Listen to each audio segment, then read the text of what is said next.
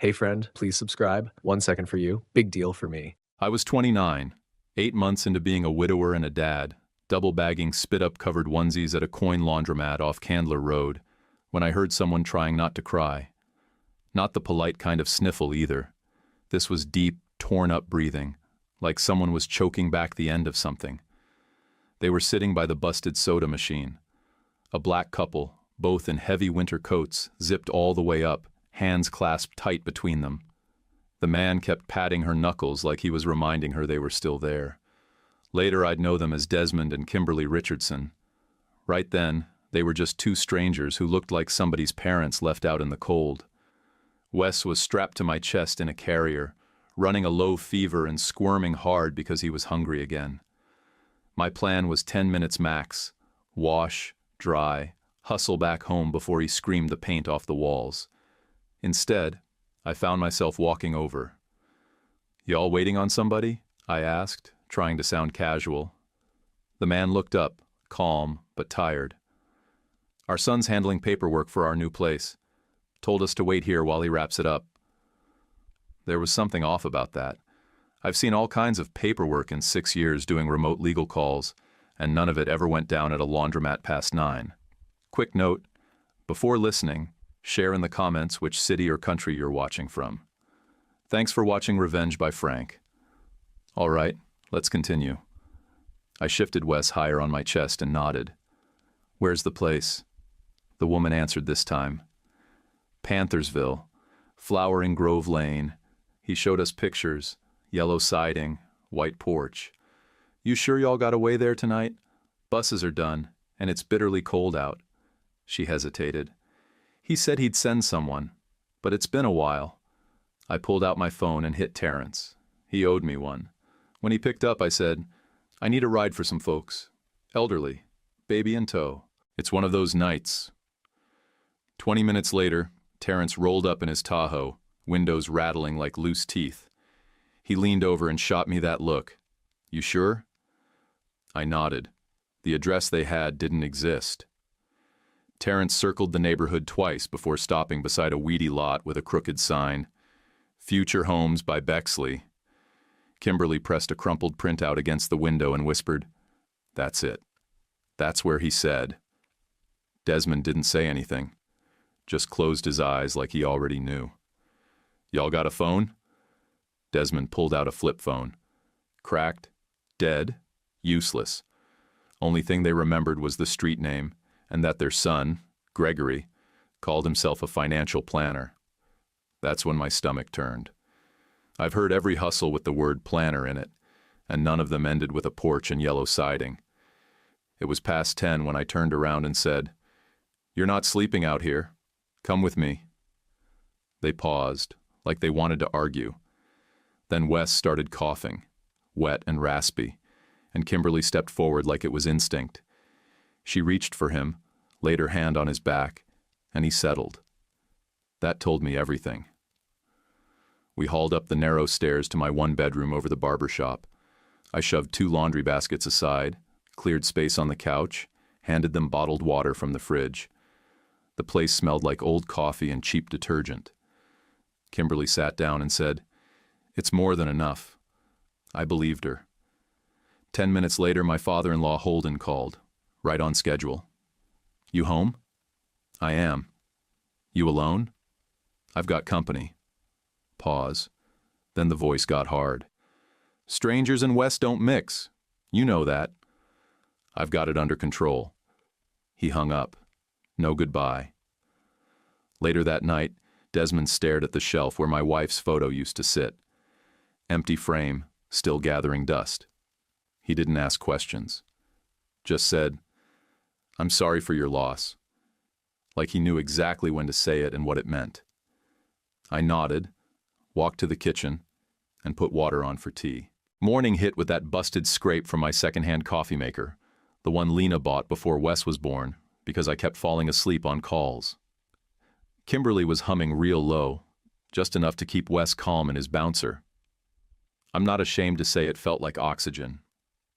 After months of nothing but a baby crying and Holden criticizing me over the phone, her voice was the first sound in a while that didn't make me clench up. Desmond stood near the door, already dressed, back stiff like he didn't know whether to stay or leave. He nodded at me but didn't speak. I asked for paperwork. Anything. A lease, closing statement, envelope, utility bill. They had none of it.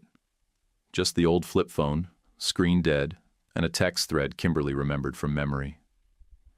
Flowering Grove Lane, she said. South End. Gregory said he handled everything with the seller himself. All we had to do was be ready to move. Desmond added. He told us not to worry about closing. Said he'd wrap it all up fast, off-market, save us some fees. I didn't say anything at first. I just grabbed a pen and started writing down everything they could remember. Names, dates, the neighborhood. Then I stepped out into the stairwell and called Fisher. He picked up like he always did. Calm, direct, no nonsense. I laid it out for him. Elderly couple. Son claimed to be a financial planner. No closing docs, no real address. House doesn't exist. Fisher didn't even pause. Text me their full names, last known real address, approximate sale date. I'll pull the property index on Monday. Brian, this smells bad. Inside, Desmond sat down on the edge of my couch like the floor might fall out under him. He started talking, slow, steady, like he was building a house out of the past. They bought their home in East Lake back in 1987. Paid $62,500. One-story brick, nothing fancy. Raised 3 kids there. He'd worked maintenance across Atlanta after a few years at the shipyard in Savannah. He said it like it still mattered, like his labor had weight. He told us it was time to rest, Desmond said. Time to unlock what we earned. I nodded and opened my laptop. Even with rusty access and half-broken portals, I pulled comps in their area. Homes on the same block were going for between $610,000 and $690,000. Some fixer-uppers were north of $600,000 even with outdated kitchens. Desmond looked at me when I told him that. Gregory said we got a respectful offer. $245,000. Cash.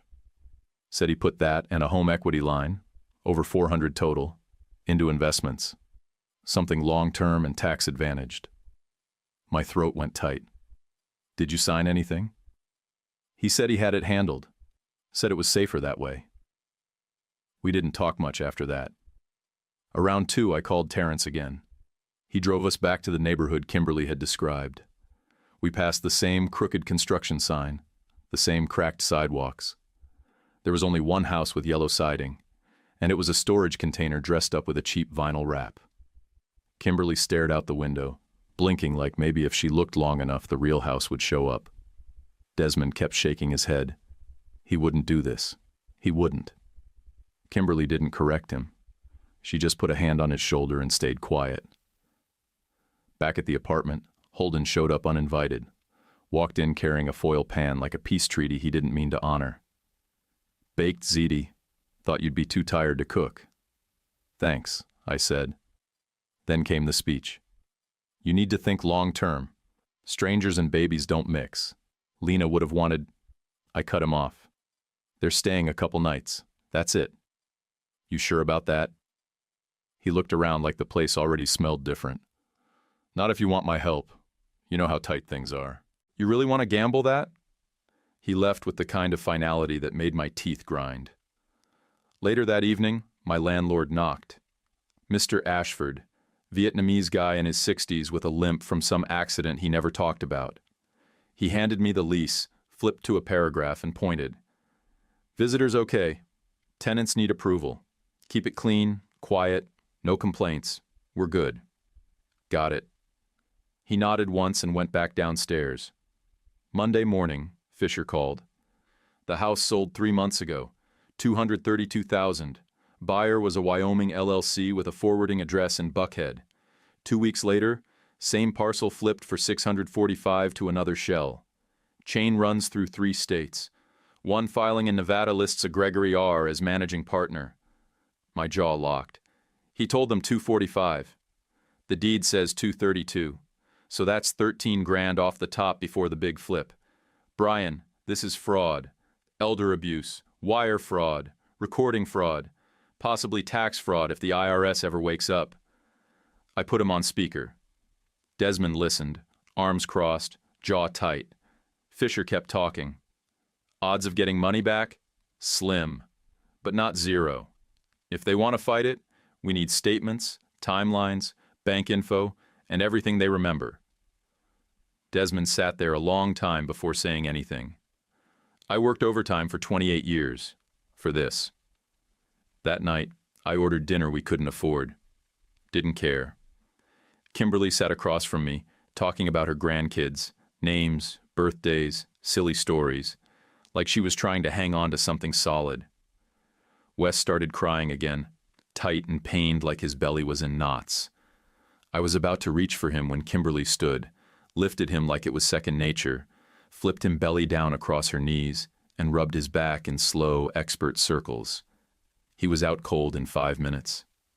She looked at me like she was offering something more than help, like she knew how close I was to breaking and didn't plan to let that happen on her watch. After I put Wes down, I lay on the carpet beside his crib, ceiling cracked above me, heart hammering.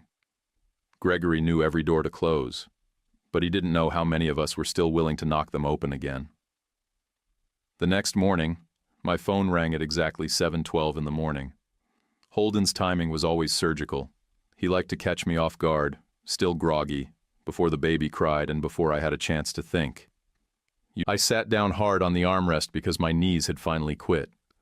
I looked at her, and she looked back like, "What? This is just life." I ran the numbers in my head again.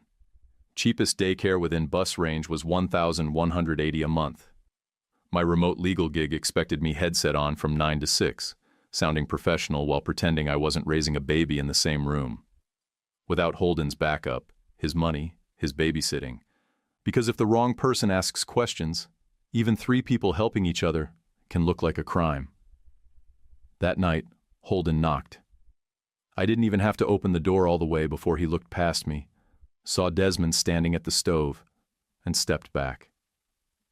"This is the last time I come here if those people stay," he said. He set down a grocery bag, diapers and formula, nothing else, and kept his hand on the doorknob. "I appreciate the help," I said, flat. "You sure about this?" he asked, eyes darting over my shoulder like he was expecting to see a crack pipe or a gun. "We're fine." He didn't say goodbye, didn't even look at Wes. At 2:30 in the morning, Wes woke up colicky again. I pulled him from the crib and started the usual routine, walking, bouncing, shushing.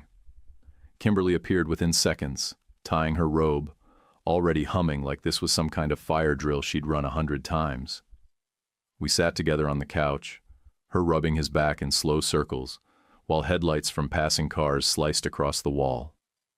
At one point, Desmond came out, handed me a glass of water and said, "You're doing fine, son."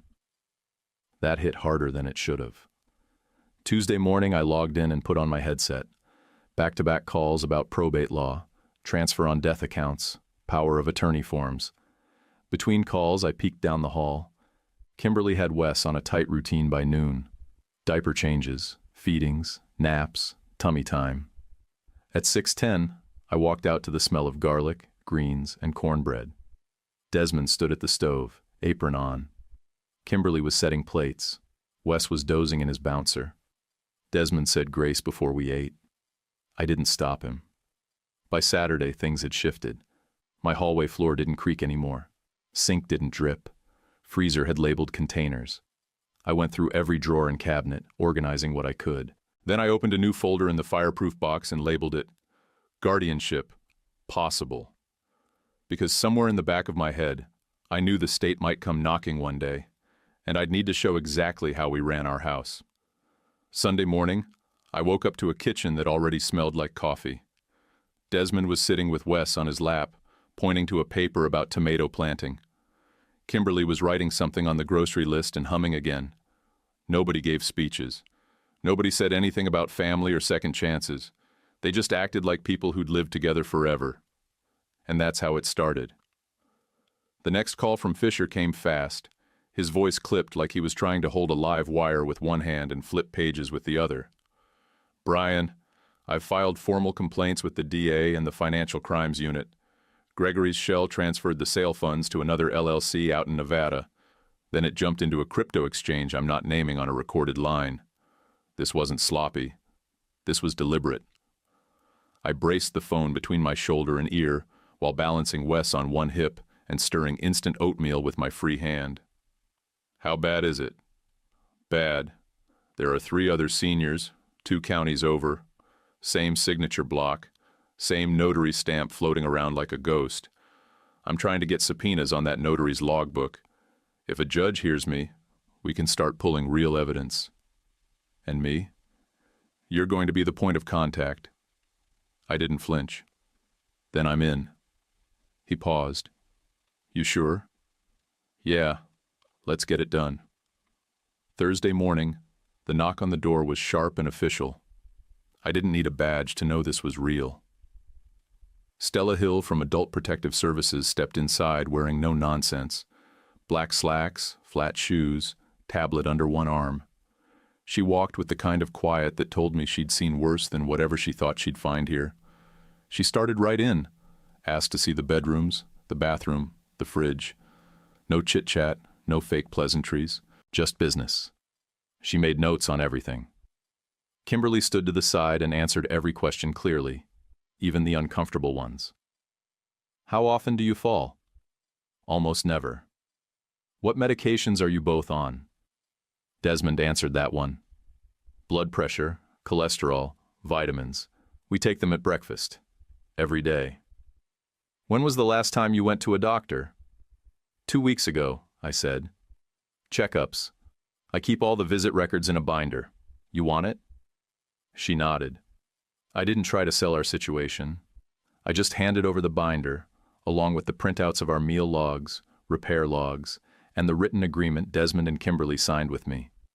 I showed her the baby gate at the top of the stairs, the outlet covers, and the weekly calendar taped to the fridge. She didn't smile, didn't frown, just made more notes. She asked about the fire extinguisher. I pointed it out, mounted on the wall near the kitchen. She checked the tag. 3 years expired. Noted, I said. I'll replace it today. She didn't comment on the baby monitor on the shelf or the list of grocery prices stuck to the cabinet with magnets. But she saw them. Finally, she said, We received an anonymous call claiming unsafe housing conditions and possible elder exploitation. My stomach didn't drop. I was already there. Did the call come from this area? Henry County. That was all I needed to hear. I didn't say Holden's name, but the area code alone said enough. My jaw locked the way Lena used to say gave me away every time I was about to argue with someone in public. Stella closed her tablet. We'll be in touch. When she left, I poured coffee into the chipped blue mug I always used when I felt like I was treading water. My hand shook just enough to splash a few drops onto the counter. Desmond leaned against the wall, arms crossed. It's not like we're hiding, he said. No, but people confuse help with control. So we follow the rules. We make a record.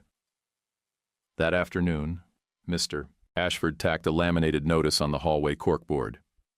Reminder: occupancy limits and visitor restrictions are in effect under Section 7 of all leases.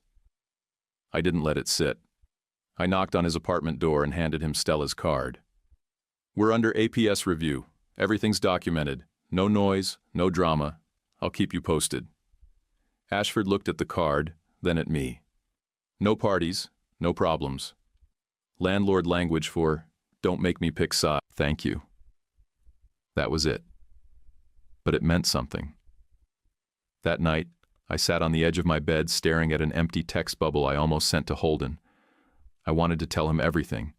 About the report, the visit, how I wasn't stupid for trusting people he wouldn't even bother to learn the names of. Instead, I called Fisher. Are anonymous call records discoverable? Maybe. If it's relevant in a criminal or civil matter. Needs a protective order. You think this one will be? I looked at the open binder on my lap, full of meal logs and receipts, and said, It will. We kept pushing forward. I handled my calls. Kimberly handled Wes. Desmond fixed a leaking pipe under the sink with nothing but a bucket and 3 zip ties. The place ran like a tight little ship. One night, after Wes went down, I stood in front of the dry erase board and started writing. I listed my work hours, call blocks, and grocery runs. I drew lines for naps, meal prep, and emergency contact info. Then, at the bottom, I wrote in red, "We decide together." I circled it and put the marker down. Because if someone came asking again, I wanted it in plain sight. This wasn't chaos. It was order. It was family. On purpose. Fisher laid it out over the phone like a contractor explaining a complicated roof job. "Temporary emergency limited guardianship by consent," he said. "Narrow scope. 9 months. Time boxed. Paired with a durable healthcare power of attorney and a supported decision-making agreement. It's the cleanest legal shield you're going to get without a war." I was pacing in the kitchen, phone to my ear, stirring powdered formula with one hand, while Wes grunted in his bouncer. "That's a lot of responsibility." "It is," he said. "It also makes you more exposed to a challenge if anyone decides to contest it. But it gives you standing. Right now, you're just the guy with the couch. You need to be the guy with the paperwork." After Wes was down, I sat Desmond and Kimberly at the table. No warm-up, no preamble, just the question. "Do you want me to do this?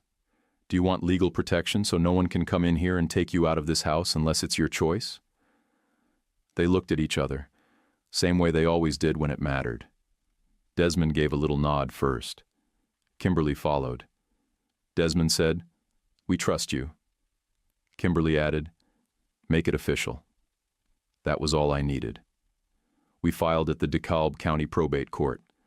I filled out the forms in triplicate, handed over our logs, and stapled every grocery receipt and printout like I was building armor out of documentation. My employer faxed a letter confirming my remote status and my current work metrics. Stella submitted a report. No abuse observed, stable home routine, minor hazards noted and addressed. The hearing was scheduled for a Thursday morning. The courtroom was small, quiet, smelled like old wood and coffee. Judge Lyles sat on the bench in a simple black robe, glasses low on her nose, no nonsense in her tone. She read through the petition, then looked straight at me. "Mr. Lewis, do you understand what you're asking to take on?" "Yes, Your Honor." "This guardianship does not make you their child, their owner, or their savior. It makes you their legal point of responsibility. Are you prepared to carry that?" "Yes, ma'am." She turned to Desmond and Kimberly. "Where do you want to live?" Desmond didn't even hesitate. "With Brian and Wes." Kimberly smiled like she was holding back tears. "I take care of the boy. He takes care of us." That was all it took. Judge Lyles signed the order. 9-month emergency limited guardianship by consent, with quarterly written updates and home visits every other month. The concurrent healthcare power of attorney and supported decision-making agreement were acknowledged and entered into record. Stella didn't raise any objections. She nodded once like she already knew how this would go and just wanted to see if we could stick the landing. Outside the courthouse, I saw Holden standing on the sidewalk. He didn't come in, but he made absolutely sure I saw him. "You're in over your head," he said. I didn't answer. There was nothing left to explain to a man who thought giving me a bag of diapers made him a co-parent. Fisher leaned over as we walked toward the car. "By the way," he said, "I got the phone records. Under seal. If we need it, we'll use it." He didn't say Holden's name, but I saw it in his eyes. I filed that knowledge away like a spare key, not something to use, something to keep. That night, Kimberly made a pot of stew like we'd won the lottery. Desmond fixed the bathroom fan that had been whining since March like it was a celebration project. Wes slept 6 hours straight for the first time since he was born. I wrote it on the dry erase board like it mattered as much as a court order, because in this house it did. Next morning, my supervisor pinged me with a vague message about metrics. "Thanks for the update. Please be mindful of client response times." HR speak for don't let your personal life bleed into the call queue. I replied politely, explained the court appointment, then doubled down on my schedule. I couldn't afford to slip. There's always a meter running somewhere, and you'd better know which one gets you paid. We printed the court order, slid it into a plastic frame, and stuck it on the bookshelf under the photo of Lena holding Wes in the hospital, just in case anyone official ever walked in asking who was in charge and what our arrangement looked like on paper. Underneath the frame, I stuck a yellow sticky note that said, "We choose each other." Because that's the only reason any of this held. Kimberly said it best when she poured coffee the next morning. Same old chipped mug from my bottom cabinet. I don't know what people think a family is, but this is one. Paper or no paper. Desmond clinked his spoon in his bowl and added, "They'll see that. If they're looking with the right eyes." Wes babbled from the playpen and slapped his hands together like he was making a point too. Later that week, we went through the apartment with a checklist. I replaced the fire extinguisher, put fresh batteries in the smoke detectors, labeled the pill organizer in big letters. We added a grab bar near the shower and moved the cleaning supplies out of reach just in case APS popped back in early. We kept every receipt. It became a rhythm. Me logging calls, Desmond keeping the place humming, Kimberly managing meals and diapers with a grace I couldn't match. Every Sunday night we sat at the table and reviewed the budget, the calendar, and the grocery list. Sometimes we argued over brand names. Sometimes we laughed about it, but we stayed on the same page. I added one more tab to the binder and labeled it compliance, because I knew the day would come when someone would ask how we were managing 3 generations under one roof, and I wanted the answer to be better than most. 2 weeks after the guardianship papers got signed and framed, my phone lit up with a Manhattan number I didn't recognize. I answered halfway through folding bath towels. "Mr. Lewis, this is Kayla Richardson, Desmond and Kimberly's daughter. I've heard some story. I want to see my parents." Her tone had that clipped rhythm people use when they're used to being in control. She sounded expensive. I told her I'd ask Desmond and Kimberly first. That didn't go over well. I think it's important they hear from their actual family, not someone who stepped in. I didn't engage. "They'll decide," I said, and hung up. That evening, I told them. Desmond looked calm. "Invite her," he said, like it was nothing more than letting someone in for dinner. Kimberly stared down at the grocery list in her lap. At first, she just said, "I'm not ready." Then she looked up. But running didn't help before. Let's hear what she has to say. Saturday morning, 10 sharp, I buzzed her in. Kayla walked in wearing a tailored gray coat that probably cost more than my entire monthly rent, and heels that didn't belong anywhere near my cracked kitchen tiles. Her husband followed 2 steps behind her, face tight, eyes scanning everything like he expected to smell mold or find broken furniture. We offered them chairs. They didn't sit. Kayla looked straight at me. I need to understand what's going on here. I already had the folder in hand. I opened it on the table. Guardianship by consent. Durable healthcare power of attorney. Supported decision-making agreement. All legal. All signed. All reviewed by the probate judge. APS has been here multiple times. She blinked.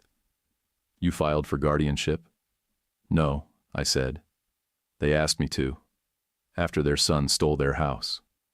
Her husband finally spoke. "We haven't heard everything yet." Desmond didn't flinch. "Some stories are facts.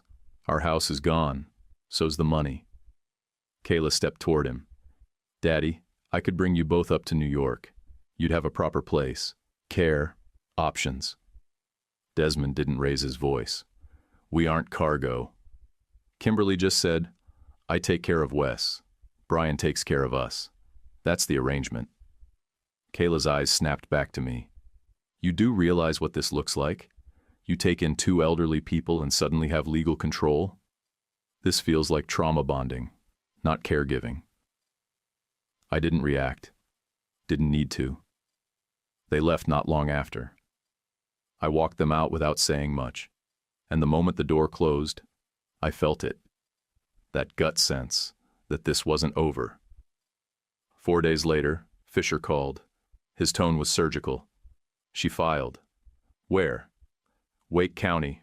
petition to transfer guardianship, alleging coercion, medical neglect, inadequate housing, lack of experience, CC'd APS and signed with a firm that likes to write motions that sound like press releases. Okay, I said. What now? We fight it. I need photos, logs, statements, receipts, records of everything, meals, meds, doctor visits. Document your routine like you're writing a training manual. I got to work. Nights after Wes went down, I built binders, meal logs, med logs, photos of the faucet Desmond fixed, the shelves Kimberly organized, the labels on every cabinet. I added a letter from my supervisor confirming I was in good standing through the quarter. I got one from Wes's pediatrician noting improved sleep patterns and weight gain. Neighbors gave statements about the quiet, clean apartment and how often they saw Desmond walking Wes around the block. Stella came for another home visit the following week. She didn't say much, measured the hallway, tested the outlet covers, checked the fridge. Kimberly was holding Wes when Stella looked over. He reached for her. No crying, no hesitation. Stella watched them a beat longer than she needed to. Her final note read, "No observed neglect or exploitation. Stable environment. Cooperative reporting." Typed like a spreadsheet entry, but I read between the lines. The courtroom was colder than I expected. Kayla sat with 2 lawyers and a psychologist wearing a navy blazer and that academic look that means he's about to say a lot without saying anything useful. He talked about rescuer dynamics and vulnerability thresholds, and said Desmond and Kimberly were in a compromised emotional state post-housing loss. Fisher stood and asked, "Did you find evidence of cognitive impairment?" "No." "Any observed emotional manipulation or abuse?" "No." "Any evidence they want to leave?" "No." That was enough. Kayla spoke next. She cried, hands folded on the table, said she loved her parents, said she was just trying to do right, said she'd been overwhelmed and caught off guard when she heard about what happened with Gregory. I didn't hate her. I've seen what guilt does to people when they show up late and don't know how to say sorry. Fisher didn't tear her down. He walked the judge through everything: the logs, the schedules, the emergency plan, the APS letters, the signed agreement, and finally, he repeated the question Judge Lyles had asked at the first hearing. "Where do you want to live?" Desmond answered first. "With Brian and Wes. That's our choice." Kimberly nodded. "I have a role here. I matter here. That's all we ever wanted." Then came the twist. Fisher pulled out a sealed envelope and handed it to the clerk. "Your Honor, with permission, I'd like to submit phone record documentation we obtained under protective order." Lyles waved it forward. Fisher continued. "This is the origin of the anonymous APS call that triggered the first welfare check. It came from a Henry County number registered to Holden Morris, my client's father-in-law." The air thinned. Everyone in the courtroom felt it. I didn't look back. I didn't need to. I knew Holden was sitting behind me. Judge Lyles did glance that way, just for a second. Kayla's face changed. Not anger at me, but something sharper. Like she realized someone had tried to blow up a house from the outside without caring who was inside. She looked at her husband, then her parents. Desmond didn't gloat. He just folded his hands and stared at the table. Judge Lyles ruled the transfer denied. She reaffirmed my guardianship, ordered quarterly reviews, kept the home visit schedule. Then she looked right at Kayla. "Distance does not equal care, and not showing up doesn't disqualify someone from being family.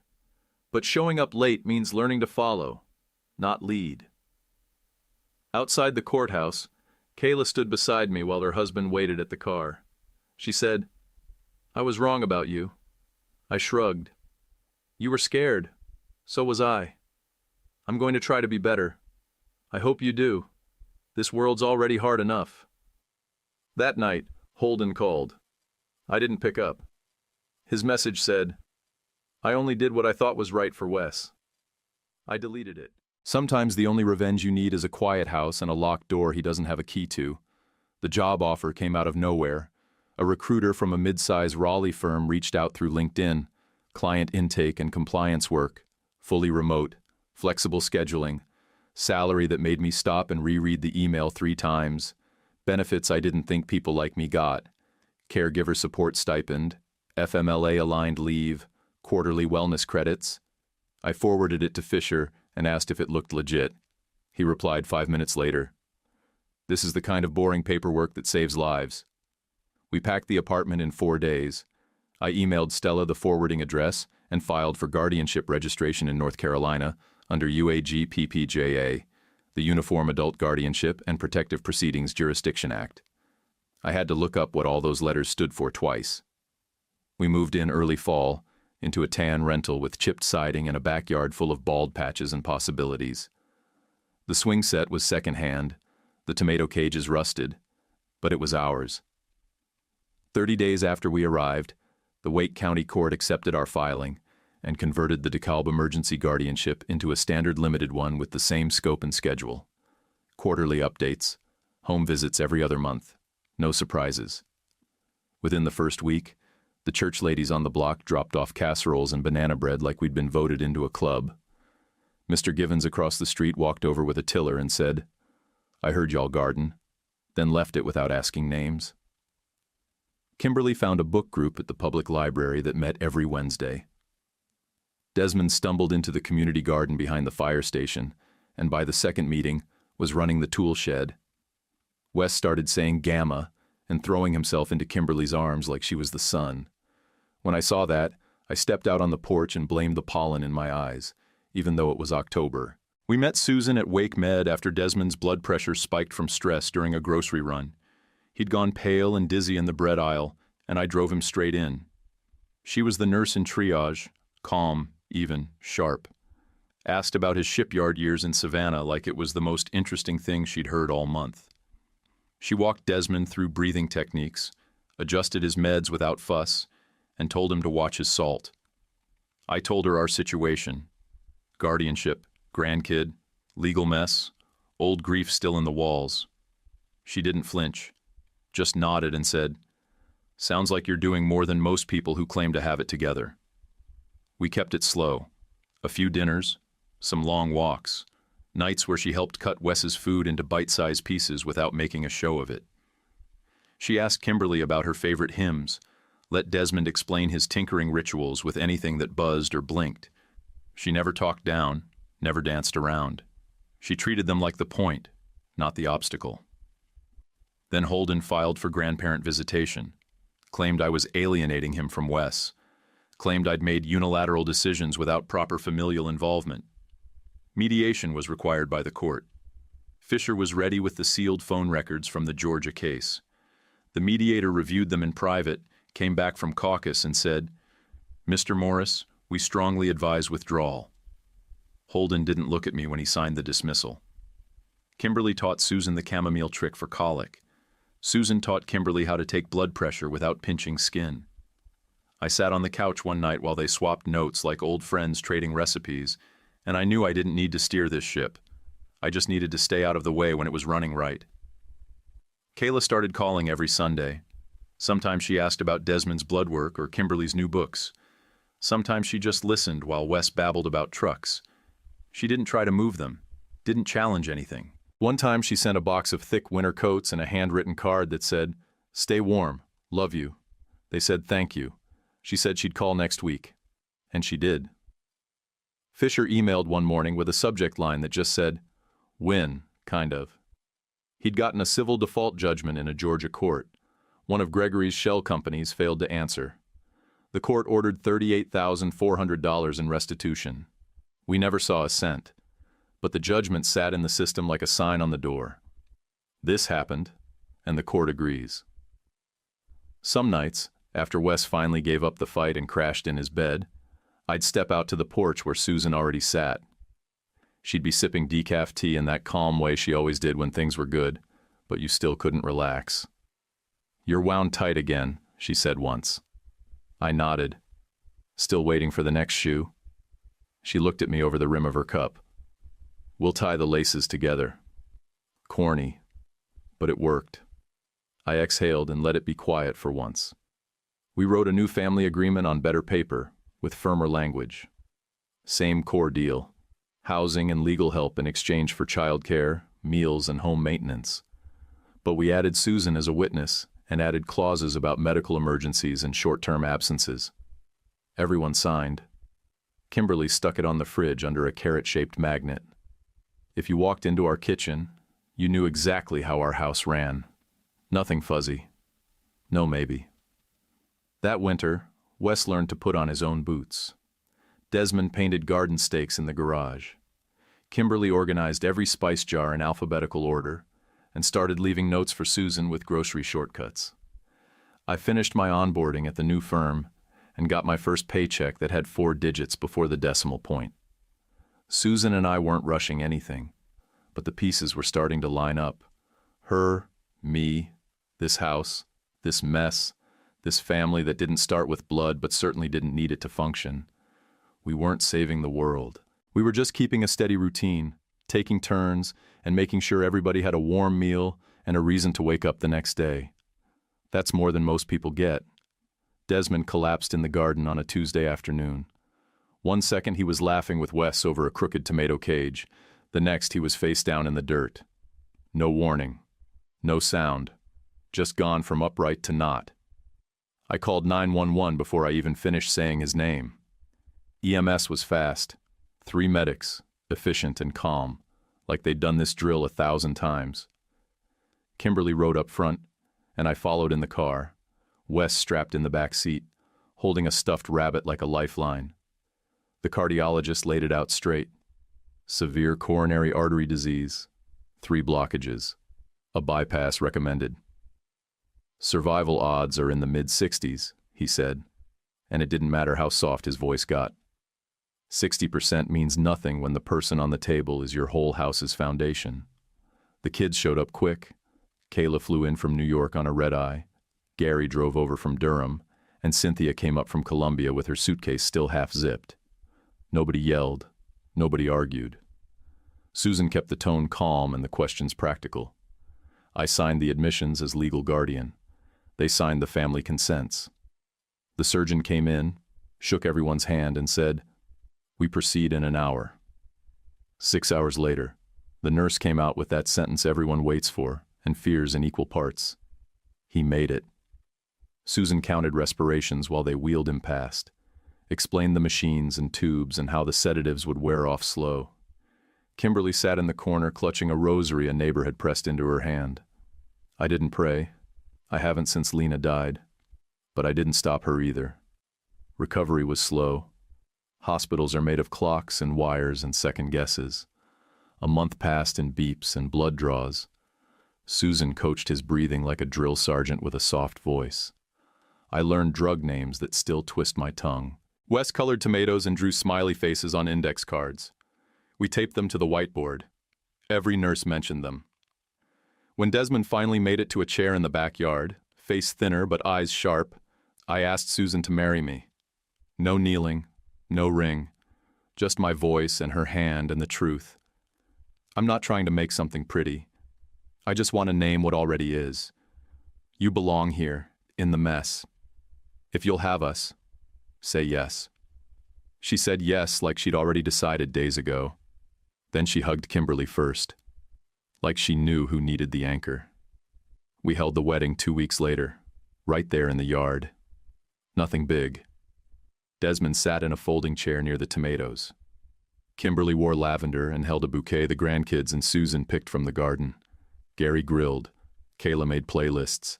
Cynthia wrangled the toddlers. Nobody said anything about blood or obligation. People just showed up, and that was enough. I mailed Holden an announcement. Photo of Wes in a little bow tie tucked inside. He texted back one word. Congratulations. That was the end of it, and that was fine. 3 months later, Susan called me into the bathroom and held up a stick with 2 pink lines. I sat on the edge of the tub like the air had been punched out of me. She looked nervous until I laughed and said, "All right then, guess we build again." Dr. Q said it was a girl. We named her Ingrid, after Susan's grandmother on her mother's side. Not Lena's name, not her place. That wasn't the point. We were building, not replacing. Kimberly cried. Desmond got out his graph paper and started sketching plans for a cradle. Wes ran laps around the kitchen shouting, "My sister!" like he'd just won a prize he had no idea how to handle but loved anyway. Ingrid came on a quiet morning in spring. Susan slept while Kimberly rocked the baby in the front room, humming that low hymn she always defaulted to when things were just too big. Desmond ran his fingers over the cradle rails. They were sanded smooth and curved like a boat hull. He said, "That'll hold." And I knew he wasn't just talking about the wood. The house changed again. Noisier, tighter, full. Susan went back to shifts after 8 weeks, and I shifted my headset hours to early mornings and late evenings. Kimberly kept a wall calendar that could have run air traffic control. Desmond became the baby's personal mechanic, adjusting her seat buckles, fixing loose buttons, muttering boat stories into her ear while she giggled like she understood every word. I'd tuck Wes in, rock Ingrid to sleep, and sit on the porch like a man who had finally run out of emergencies. Some nights I'd say, "We did all right today." Susan would say, "We did," and that was all I needed. It started with small things, Kimberly putting salt in her tea, asking me twice if it was Tuesday when it was Saturday, calling Wes Daryl, a name none of us knew. Then one morning, she looked straight at me and asked where Brian was. I said, "Right here," and her eyes watered before she smiled and said, "Well, you look taller today." The doctor didn't sugarcoat it. Early stage Alzheimer's, progression unknown. Could be slow, could be sudden. We needed to prepare the house and ourselves. We labeled everything: cabinets, drawers, pill containers. Susan made big laminated calendars with color-coded stickers. We added a daily walk to the routine. Some mornings Desmond just stood in the kitchen holding a mug like he'd forgotten why he came in. Susan started writing short notes that began, "Hi Kimberly, it's morning," and taping them to the fridge. Good days still came. She beat me at cards more often than not. Laughed until she cried over some joke Wes made with a banana peel. Then there were days she stared out the window and didn't recognize the garden she once ruled. One afternoon, she wandered halfway down the block before Desmond found her. He didn't panic, just walked beside her, talking soft, like it was any other Tuesday. She died in her sleep on a Sunday. 78 years old. No drama. Just didn't wake up. The church ladies filled the yard. Desmond wore the same jacket from our wedding. Kayla stood beside Susan holding Ingrid, who had no idea what was happening but smiled anyway. Gary and Cynthia flanked their father and didn't say much, but their arms stayed tight around him the whole time. Afterward, the house got quieter than I liked. Not empty, just hollow. Desmond moved like a man carrying a heavy box with both arms, careful, slow, never asking for help. He still watered the tomatoes, still wiped the counters, but the pace was different. Then, 2 years after we buried Kimberly, 7 years after Gregory went down for the fraud, he showed up. It was a Tuesday again. He stood on my porch in a worn gray shirt and jeans that didn't fit right, gaunt, grayer, eyes dull but focused. He said, "I'm not here to beg. I just need to say it. To them, not to you. I know what I did." I could have closed the door. Believe me, it crossed my mind. Instead, I told him, "Wait here." Desmond was at the table teaching Wes how to flip pancakes without scratching the pan. I said the name. The spatula dropped, and the air changed. He didn't speak, just nodded and followed me out back. We sat them on the porch, gave them space. Susan stayed inside. I didn't eavesdrop. I watched faces. I saw pain, anger, a pause so long I thought someone might walk off. Then something shifted, a slow, heavy peace that came like tired acceptance. They came back inside and ate breakfast together. Gregory cried while chewing, said, "Thank you," like it hurt to say out loud. Desmond didn't smile, but he looked lighter somehow, like the box he'd been carrying shifted to one arm. Gregory started coming once a month, never stayed long, brought bad cupcakes, dented toy trucks, the kind you get from a gas station rack. Desmond told him flat, Keep your money. If you want to fix anything, show up. Gregory nodded, and he kept showing up. Later that year, Desmond called me into his room. His face was calm, still. He said, "Doctor used the phrase palliative goals today. Said we're past tuning up the engine." I didn't say anything. He added, "When I go, I want you to keep Gregory close. Not like a son. Just don't let him vanish again. He doesn't need a second hole to fall into." I said I'd try. He said, "Promise." And I did. We moved his chair to the window so he could watch the yard. Ingrid ran like the ground belonged to her. Wes followed. Desmond watched and said, "That's good," every time they touched the fence. Never said what he meant by it. Didn't need to. He died that fall, right there in that chair. My hand in his right, Gregory's in his left. Quiet, like someone clocking out at the end of a long, solid shift. I'm not big on speeches, but some things deserve straight talk. When I walked into that laundromat in Atlanta, I was barely hanging on. Young, widowed, bone-tired, mad at the world, and scared out of my mind to be alone with a baby and my own thoughts. I thought I was giving two strangers a ride. What I got was a family I didn't know I was missing. From that first night to the day we buried Desmond, it was 9 full years. Not perfect years, but full. That's what matters. We never beat Gregory in court like some kind of legal movie. There wasn't a big payout, no secret bank account stashed under his mattress. But there were indictments, a conviction, restitution orders with no payout but black ink that told the truth. And better than any of that, he had to look Desmond in the face and ask for a seat at a table he once tried to burn down. Holden's payback came in a smaller form. When he tried to file for grandparent visitation, Fisher slid the sealed APS phone record across the mediator's table without a word. Holden stared at it, then said he was withdrawing his petition. I kept the old voicemail he left. I did what I thought was right for Wes, and never listened to it again. Wake County APS picked up the file after we moved. Stella from Georgia forwarded her report and walked the new caseworker through our situation on the phone. About a year later, she came by during a personal trip. She stood on our porch, looked in through the screen door and said, "You kept it steady." I said, "We keep lists." She smiled, shook my hand, and left it at that. She didn't say sorry, and I didn't ask her to. Susan and I had Ingrid.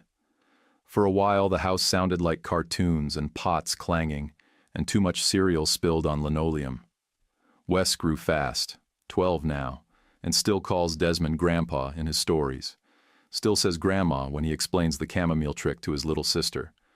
The photos on the wall do the rest. Kayla kept calling. Gary and Cynthia showed up again the Thanksgiving after the funeral.